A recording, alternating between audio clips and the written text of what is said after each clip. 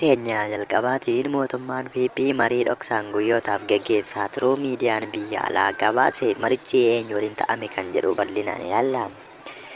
Mootummaan garee shororkeessaa faannoo waliin marii araaraa adeemsisuuf jira jedhame.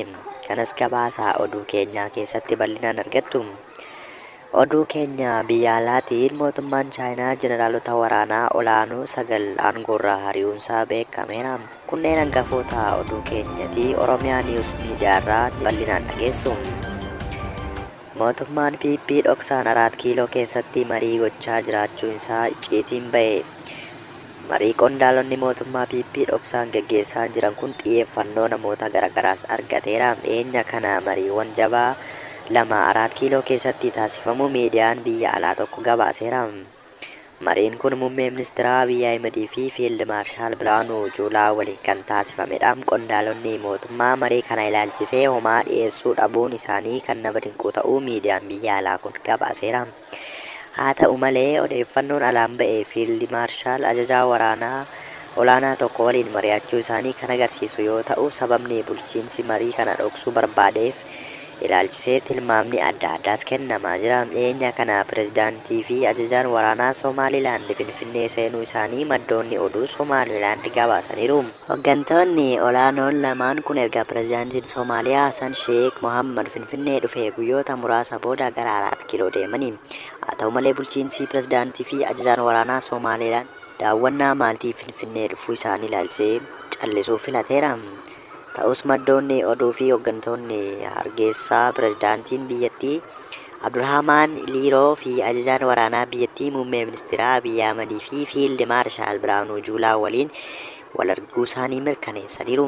Waajjirri pirezidaantii Somaalilaand Abdurrahmaan Abdillaahi muummee ministeera Abiy waliin marii fayyadamummaa qabu erga taasisanii booda har'a deebuu isaanis beekameera. Waajjirichi daawwannaan kun cichoomina gama lamaaniin naannichatti nagaa, tasgabbii fi misooma itti fufsiisna jedhu qabu milkeessuuf kan deebisee mirkaneesse ta'us ibseera. Mariin pirezidaantichi muummee ministeera Abiy fi hooggantoota olaanoo biroo waliin taasise hariiroo gama lameenii cimsuu, walta'iinsa nageenya, daldalaa fi waliin hojjechuu, dinagdee bal'isuu fi walqunnamtii daangaa ce'aa saffisuu irrattis xiyyeeffachuusaa ibseera. Kana malees ajajaan olaanaa waraanaa biyyattii Leetnaan Jeneraal Niimaan Yuusuf Fiild Maarshaalicha waliin mari'ataniiru. Maddoonni oduu mootummaa Somaalilaand akka ibsanitti ajajaan olaanaa waraana biyyaalessaa Riippaabilika Somaalilaand Leetnaan Jeneraal Niimaan Yuusuf Daayireektara eejansii nageenya biyyattii fi ajajoota waraanaa biroo waliin ta'uun hoogganaa itti aanaa tajaajila waraanaa Maarshaal Biraanuu Juulaa waliin mari'ataniiru. Maddi oduu handaaftaa maddeen oduu mootummaa Somaalilaand irraa argate akka akeekutti marii isaan irratti hariiroo fi walta'iinsi uummata Itoophiyaa fi Somaalilaand jidduu jiru cimsuu akkasumas dhimmoota nagaa fi tasgabbii daangaa dheeraa biyyoonni lamaan qaban qooddatan mirkaneessuu danda'an irratti marii bu'aa qabeessa taasisuu isaanii mirkaneesseera. Itoophiyaan Somaaliyaa irraa adda baatee bilisummaa ishee labsatte. Somaalilaand waliin muddee 22/2016 akka lakkoofsa Awurooppaatti waliigaltee kallattii galaanaa mallatteessitee waliigalteen kun mormii fi diddaan mudateera. Waliigalteen kun abbaa ta'ummaa bo'oo dhimma jiraattummaa Itoophiyaa jedhamee mirkaneessa. Hooggantoonni yeroo sanitti dubbataniiru.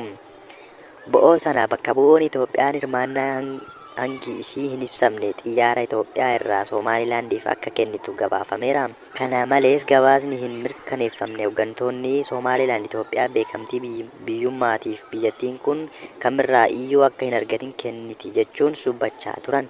Somaalilaand Somaaliyaa irraa adda baatee waggoota 30 ol bilisummaa ishee labsuun sirna biyyummaa ijaarrattee beekamtii biyyoota addunyaa biratti argachuuf yaalaa jirti.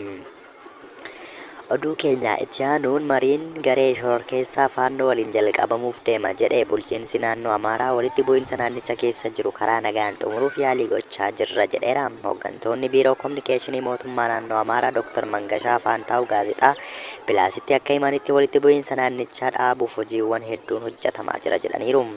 Walitti bu'iinsi naannicha jiru qabeenya horii fi lubbuu namaa irratti miidhaa geessaa jira. Balleessaa walitti bu'iinsi kun gaggeessaa jiru dhaabuun piroojeektiiwwan misoomaa jalqabaman xumuruuf yaaliin walitti bu'iinsa mariidhaan furuuf taasifamaa jiru jabaatee itti fufeera jedhaniiru.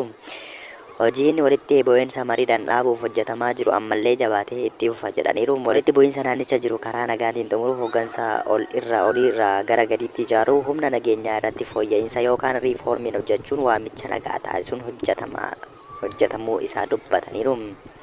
Oduu keenya biyya alaatiin mootummaan Chaayinaa jeneraalota waraanaa olaanoo 9 aangorraa ari'e. Ministeerri ittisaa Chaayinaa akka beeksisetti qondaalonni waraanaa olaanoon ari'aman kunneen malaammaltummaan shakkamaniiti jedhe.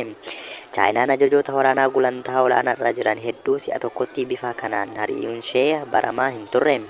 Jeneraalonni kunneen hedduun isaanii jeneraalummaa abbaa urjii 3 kan qaban yoo ta'u, paartiin kooministii Chaayinaa jeneraalota 9 si'a tokkotti ari'uun isaa yeroo walgahii gaggeessuun dhimma diinagdee biyyattii fi ajandaawwan biroo mari'achuuf jirtuttidha.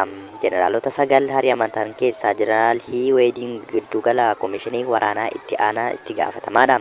Namni kun humna waraanaa Chaayinaa pirezidaantii Shii Jinpiingitti aanee nama aangoo olaanaa qabuu fi akkam beekamaadhas jedhameera.